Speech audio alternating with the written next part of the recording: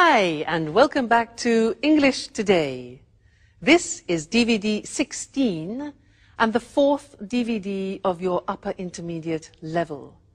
And in this DVD, we'll begin with another 2 episodes of our story, That's Life, followed by our special TV programs where our music expert will be talking about the world's most expensive violin.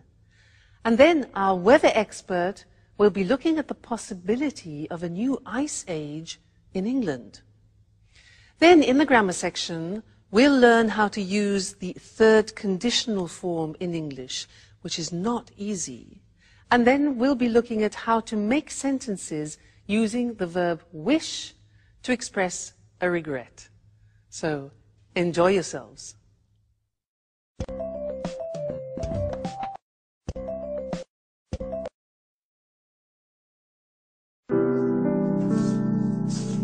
Good morning, Sarah. Have you seen what a beautiful day it is? How about a walk in the countryside and then we can relax by the pool? I don't really feel like going out. I'd rather stay in and read. Oh, come on, Sarah. Don't be your usual antisocial self. Let's have some fun together. Why don't we play a trick on the guys who are still asleep? We could wake them up with a nice bucket of cold water. What a stupid trick. Nothing's changed, but I still love you, Julie. Beautiful girl with brown eyes, dusting away my heart's sighs. That's all we needed. Oh, you don't understand, Sarah. This is poetry. This is the story of a secret love. Poetry, love, tricks. Enough of this nonsense. If I'd known you were all going to be so amusing, I never would have organized this reunion.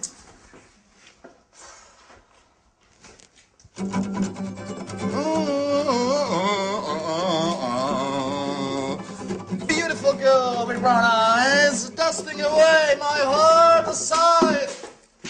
Oh no, Paolo! Look what a mess you've made. And by the way, you didn't clean the kitchen last night, did you? Come on, Michelle, give me a hand. No, I'm sorry. I can't touch that awful stuff.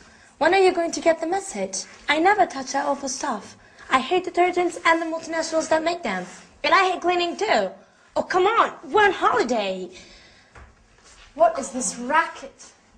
And what is going on in here? Has World War III broken out? It's just started. Well, soldiers Sandra's launch her offensive, but the Paolo Michel squadron is responding well to the attack and will defend its position to the bitter end. Stop playing around. Roll your sleeves up. The sooner we start working, the sooner we'll finish and we'll be able to relax by the pool. Wait a minute. I was just thinking of going back to bed. If I'd known what was waiting for me, I would have slept until midday. Maybe we could ask Sarah to give us a hand. Well, you must be joking. She just asked not to be disturbed and giving her a bad mood over the last couple of days. Well, we could ask Mike, though. Oh, no. I just saw him a few minutes ago. I asked him where he was going, and he said he was going to the village to buy a newspaper. He asked me if he should do some shopping, but I told him we'd all go to the supermarket together later on. Fantastic. First cleaning up, then the shopping. Just the sort of holiday that I'm dreaming of. Well, it's only the 4 of us here. Let's try the jobs out. Just a minute, just a minute. I've got an idea.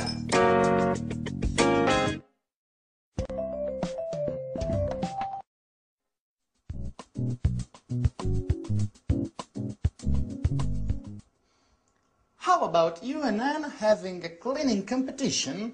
Time in here. You clear one part and you the other. Yes, and I can keep the time. And Paolo provides some beautiful background music.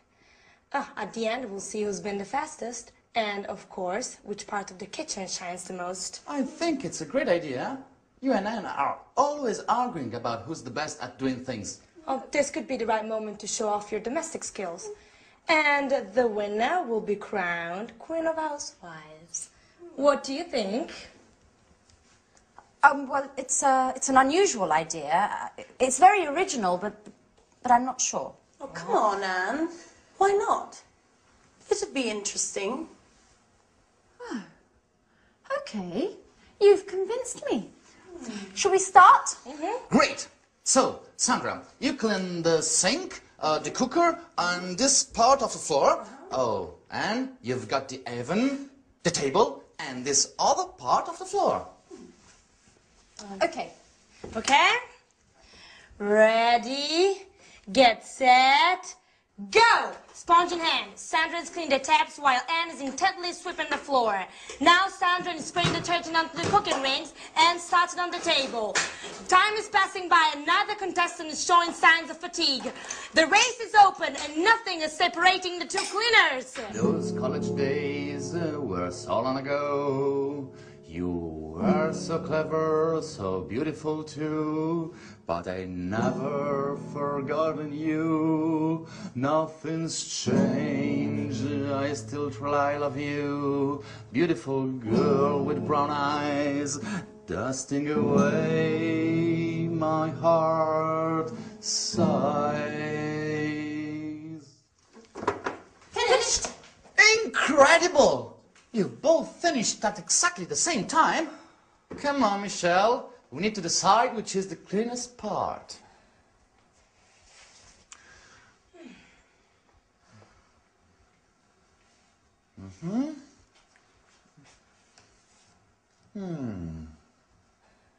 So, Who's won? Well, after considerable discussion, the jury declares that the winner is...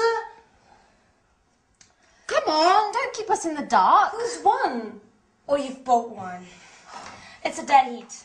You've finished together and both parts of the kitchen are perfectly clean. Okay, well maybe it's better this way, Sandra. At least there'll be no arguing about who's better at cleaning. Yeah, you're right. Let's forget our rivalries, at least for today. Come on, let's shake on it. Okay. We're both champion cleaners.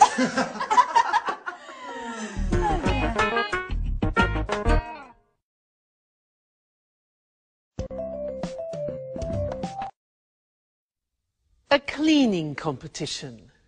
Now that's an interesting concept. Could only be invented by Anne. Now that is something where I would definitely lose. Cleaning competition, no way. What about you? Anyway, that last episode was great because it helps me introduce to you one of the most difficult grammatical forms in the English language, which is called the third conditional. We have three conditionals in English. 1, 2, 3. The first, let me give you an example. If I see him, I'll tell him. That's number 1. If I saw him, I would tell him. That's number 2. Number 3 is what we're going to look at now. If I had seen him, I would have told him. Sounds terrible, doesn't it? Too much grammar. But last lesson was useful because we learned the first part of the third conditional, which is the past perfect. They used it in the episode. It was Sarah. She said, if I had known you were all going to be so amusing, I would never have organized this reunion. Now that's a good example, and it's difficult. We often use the third conditional when we talk about a regret. Let me give you an example. I saw a beautiful house. It was quite expensive, but I liked it. I needed time to think about it. And I didn't buy it immediately. And then somebody else bought it. So I think, oh, if I had bought that house, I would have been so happy. So that's expressing a regret. So let's go to the screen and see how it's constructed, because it's really not easy. It takes time to be fluent in the third conditional. The grammar is this. If, because if describes a hypothetical situation. Now, when you're talking about the third conditional, it's an unreal, it's an impossible situation because you can't change it anymore. So we start with if, then the past perfect, which we learned last lesson. Then we use would, which we also use in the second conditional, followed by have, the infinitive, and then followed by the past participle. So let's see how that works. If I hadn't gone, past perfect, to the party, I would have gone to bed early. Okay, so I went to the party and I didn't go to bed early. So the consequence is, if I hadn't gone to the party, I would have gone to bed early. But I didn't go to bed early. Okay, so what was the consequence of that? Now, imagine I drank a lot of wine and I had a terrible headache. And you think, ooh, regret. If I hadn't drunk, past perfect negative, if I hadn't drunk so much wine, I wouldn't have had such a bad headache yesterday. Now that's difficult. Look at that. Wouldn't have, negative, wouldn't have, plus the past participle of the verb have. So I wouldn't have had. Now this is not easy. It will take time for you to use fluently. You have to keep practicing it. Practice it in the toilet, in the bath, when you're walking down the street. Okay. Another example. Now, I didn't set the alarm, so I woke up late. If I had remembered to set the alarm, I wouldn't have woken, past participle, up late. If I had remembered to set the alarm, I wouldn't have woken up late. Seems difficult, doesn't it? Takes practice. Another example. I missed the bus. I didn't get up. The bus went without me. So third conditional. If I had got up earlier, I would have caught the bus. If I had got up earlier, I would have caught the bus. Impossible situation, can't change it. If I hadn't been late for work because I missed the bus, so I was late for work, my boss wouldn't have been so annoyed. Wouldn't have been, you notice be in the past participle, been so annoyed. And the last one. Well, we lost the contract because I went to the party, I drank too much wine, and I missed the bus. Everything was late. So if I hadn't gone to the party, we wouldn't have lost the contract.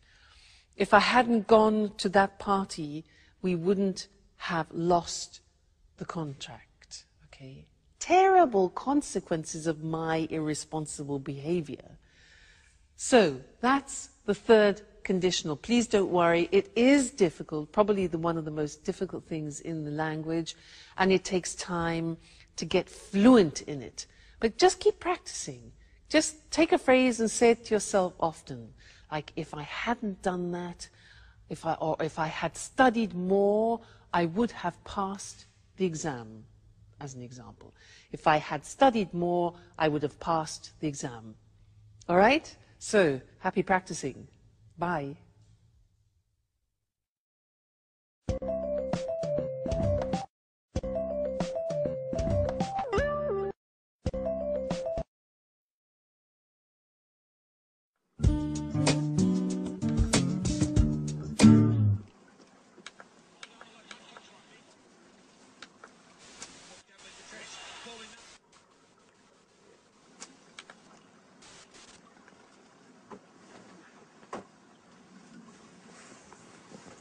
Hi, Sarah. Do you have a minute? I'd like to talk. Sure.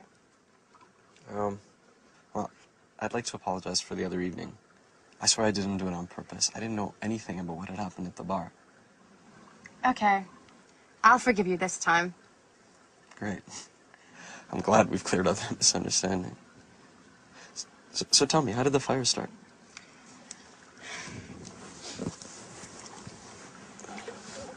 I don't really know.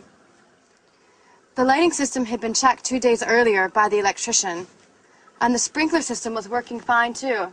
It had just been installed, but it didn't work. How's that possible? I don't really know. Someone must have thrown a cigarette on the curtains, which caught fire straight away. The whole pub burned down in a few hours. The fire brigade couldn't save the place.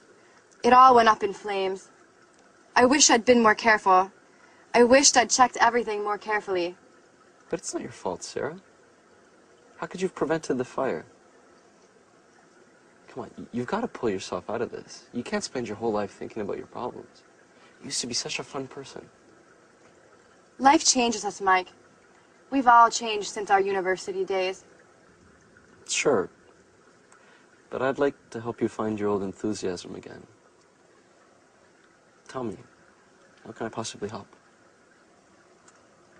Well, I'm not sure. You're embarrassing me. Hey, you shouldn't feel embarrassed, not with me. We've always trusted each other, no? What time is it? 4:15. Oh, no. The match. It's already started.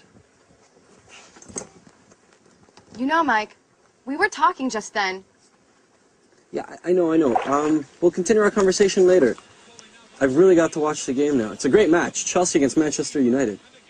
You know that doesn't interest me in the slightest. You haven't changed, Mike. All you think about is football. Football's the only important thing in your life. You're exaggerating now, sir. And you don't understand anything. All you care about is football. Maybe if I wore a Manchester United shirt, you'd pay me more attention. What did you say?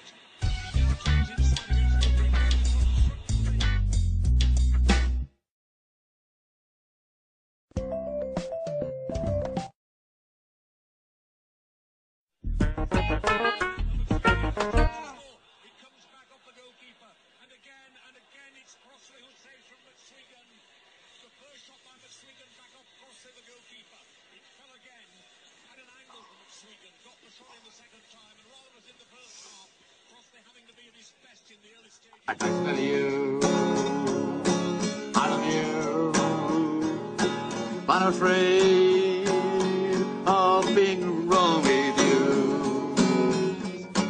Beautiful girl, with brown eyes, dancing away my heart aside.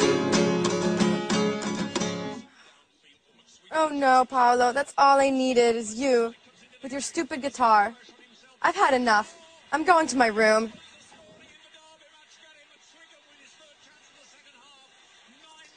What's wrong with her? I don't think my song's that bad. What do you think, Mike? I'd like to tell you, I love you. Paolo, can I watch the game in peace and quiet?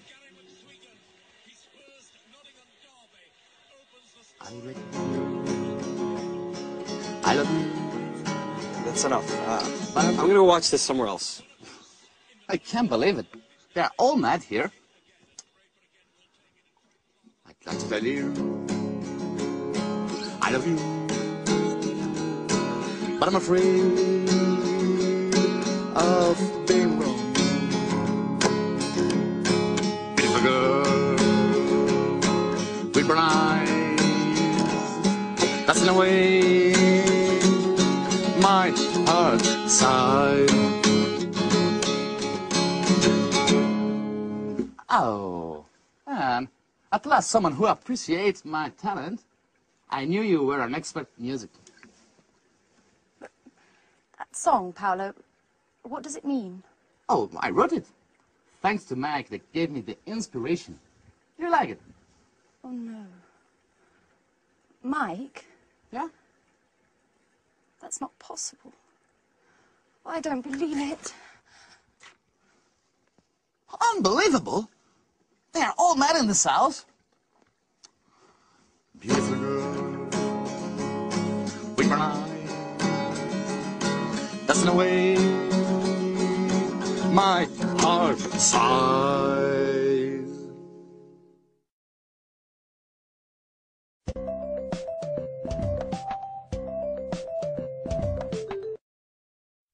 Hello again and welcome back for some more English language.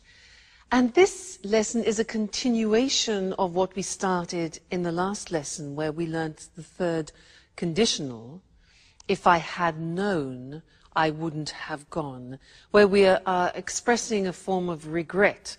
And in fact, in this lesson, I want to show you another form of regret, which is very common in English. And in the last episode, you had a very good example of poor Sarah. Bye.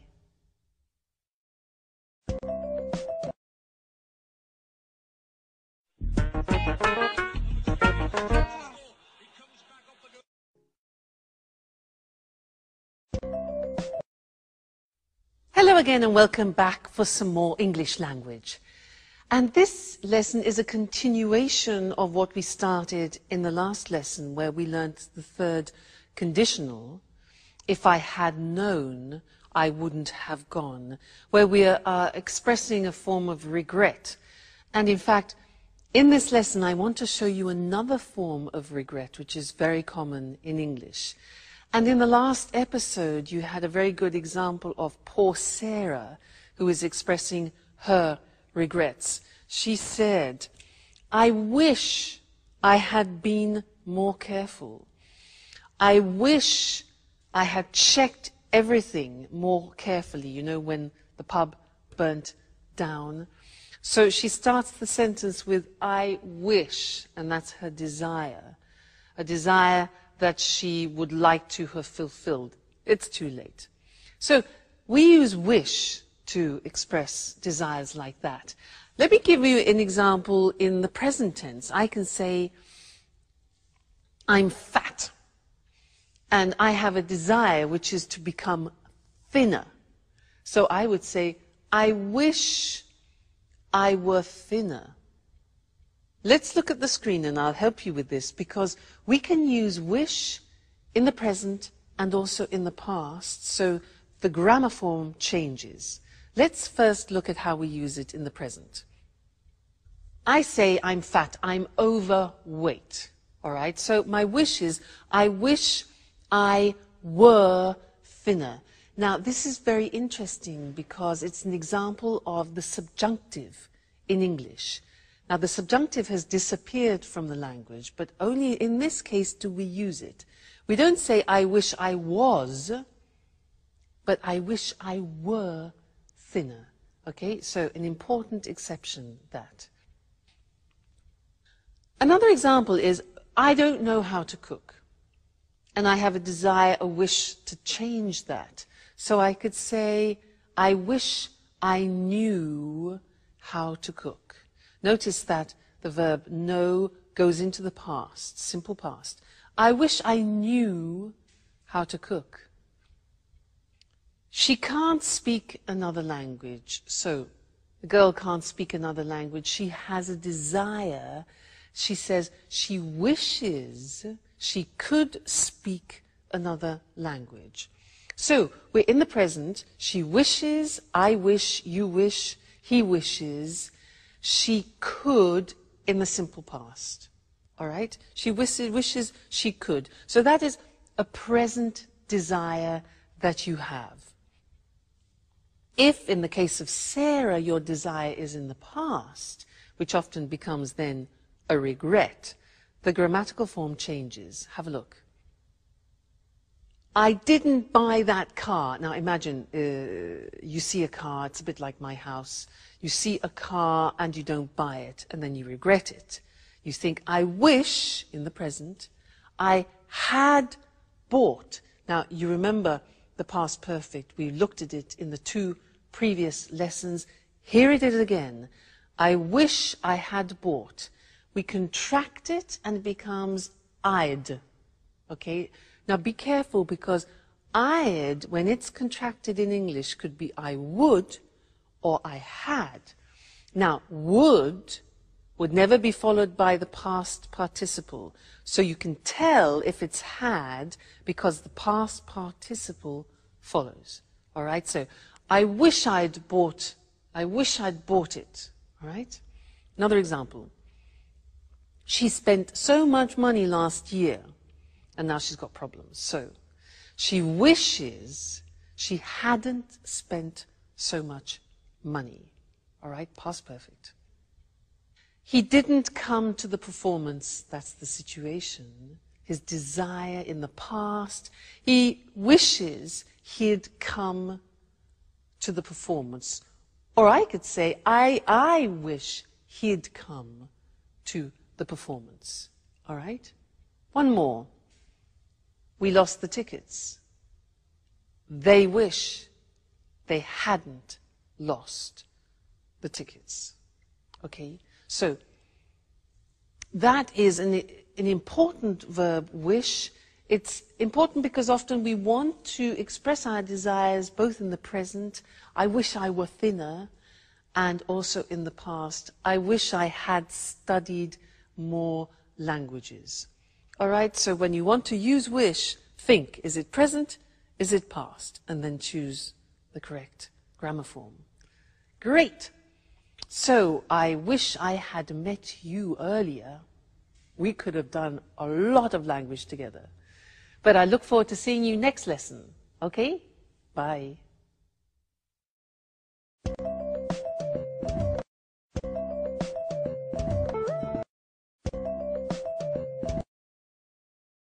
Good morning and welcome to this week's edition of Music World. And welcome to Tony Moore, our music expert. Hello, Lucy.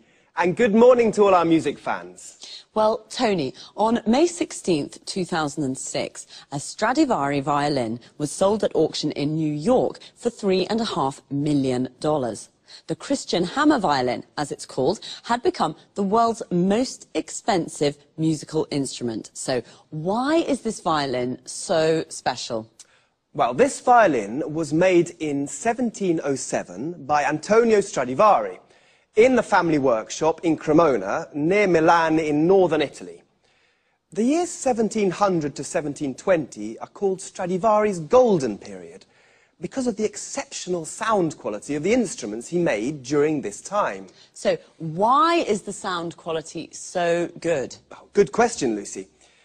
During this period, Stradivari came up with some tiny improvements to the shape of the violin.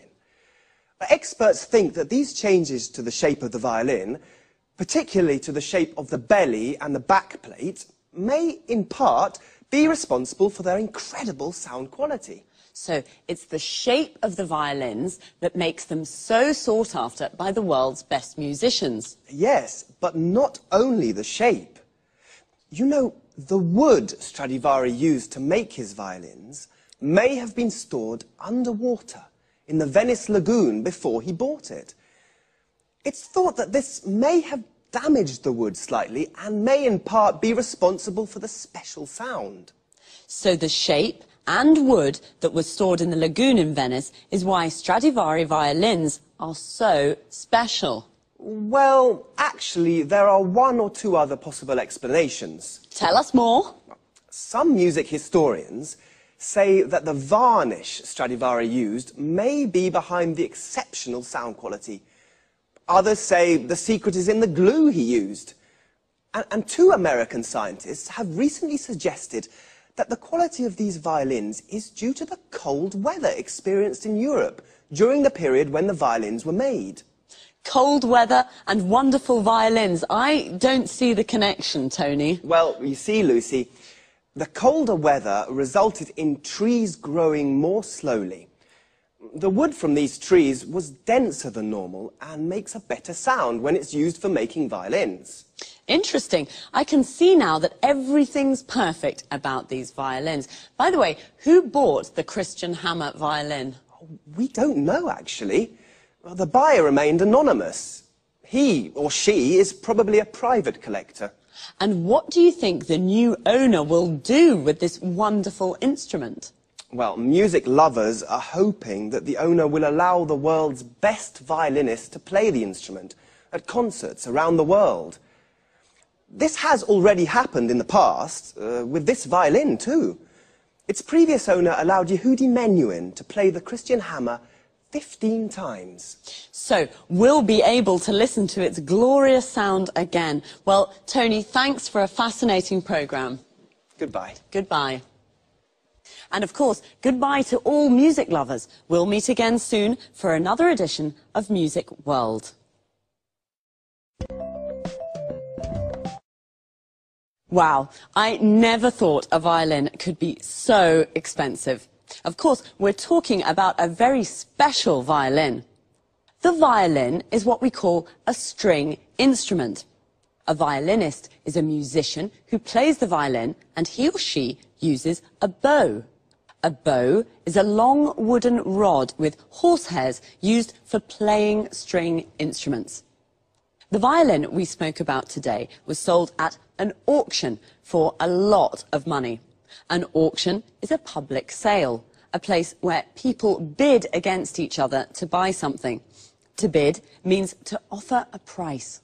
You can buy almost anything at an auction: houses, furniture, paintings, instruments. The buyer of this Stradivari violin remained anonymous. To remain anonymous means to keep your identity secret. The owner of the Stradivari is probably a private collector. A private collector is a person who collects things for their own enjoyment. The Stradivari was made in a workshop. A workshop is a place where craftsmen make things. A craftsman is like an artisan. Well, as we heard, it's a violin with incredible sound quality. The quality of the sound is excellent. One reason could be its shape. The shape of something is its physical form. The belly of the violin is the part under the strings. We also have bellies. Your belly is this part of our body, and the back plate of the violin is the part at the back. Again, we also have backs. Your back is this part of your body. So, it's one of the most sought-after instruments in the world. If something is sought after, it means many people would like to have it. Well, I'd like to have the $3.5 million. That's all we have time for this week. Take care, and I'll see you again soon.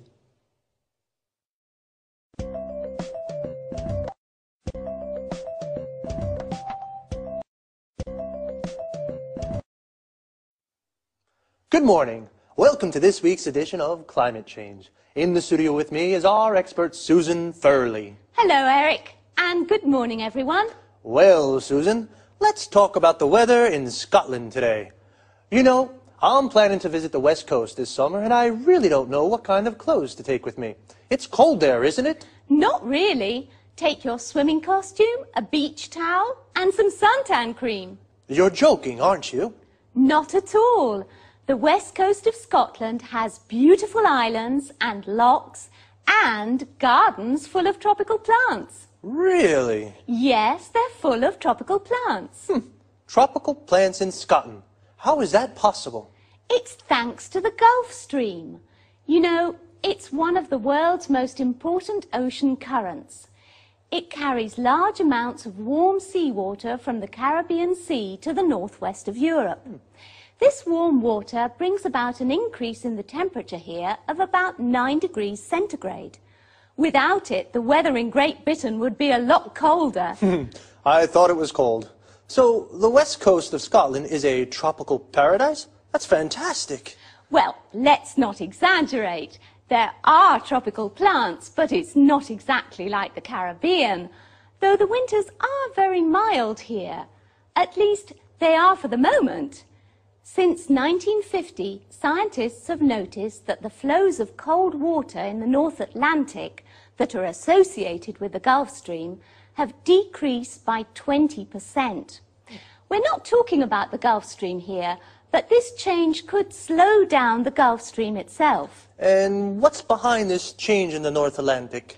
Well, the water in the world's oceans and seas is constantly moving. The speed and direction of these movements of water are controlled by different factors, such as the shape of the ocean floor, the salinity of the water, and the Earth's rotation. Well, scientists have noticed that the ice sheets of the North Pole and Greenland are melting due to the greenhouse effect. This is reducing the salinity of the water in the North Atlantic and is reducing the flows of cold water that help the Gulf Stream bring warm water to Western Europe. So, are you saying that the seawater and the temperature in Great Britain could become colder? Yes. This has already happened in the past. Scientists have discovered that the Gulf Stream slowed down or maybe even stopped completely about 11,000 years ago. This brought about a fall in the temperatures in Northern Europe of 5 degrees. And could the same thing happen again now? Yes. Scientists fear that a knock-on effect of the salinity reduction may be the slowing down of the Gulf Stream again. And what would the effects of this be? The worst predictions suggest there could be a new ice age in Great Britain. Wow, that sounds frightening. Well, perhaps Great Britain will become a new center for the winter sports. Perhaps the Winter Olympic Games will take place in Scotland. We'll have to wait and see. Thanks to Susan Furley. Goodbye, Eric. Goodbye, Susan. And goodbye, everyone. Well, apparently I should take my swimming costume and beach towel and some suntan cream to Scotland. A swimming costume is what we wear to go swimming. A towel is what we use to dry ourselves. And a beach towel is a big towel for the beach. Suntan cream, sometimes called suntan lotion, is the cream we use to protect ourselves from the sun. I thought Scotland was a cold country, but actually the winters are even very mild. Mild means not very cold. Susan explained that this is thanks to the Gulf Stream, which is an important ocean current. An ocean current is a movement of seawater. Seawater is a compound noun that means the water of the sea. The Gulf Stream brings warm seawater from the Caribbean, and this brings about an increase in temperature. To bring about is a phrasal verb. It means to make something happen. But the flows of cold water have decreased. When water moves, we say it flows. So a flow of cold water is the movement of cold water. The Gulf Stream could slow down. To slow down means to become slower. What is behind these changes? This means, what is the reason for these changes? Well, the ice sheets in the North Pole are melting. An ice sheet is a layer of ice, also a compound noun. When ice melts, it becomes water. This is a reducing the salinity of the water. The salinity is the amount of salt it contains. It is also reducing the flows of cold water that helps the Gulf Stream bring warm water to Europe. This could bring about a fall in temperature. A fall is a decrease. We call this is a knock-on effect. A knock-on effect is an effect of something happening. We've run out of time again, so I'll say goodbye and see you soon.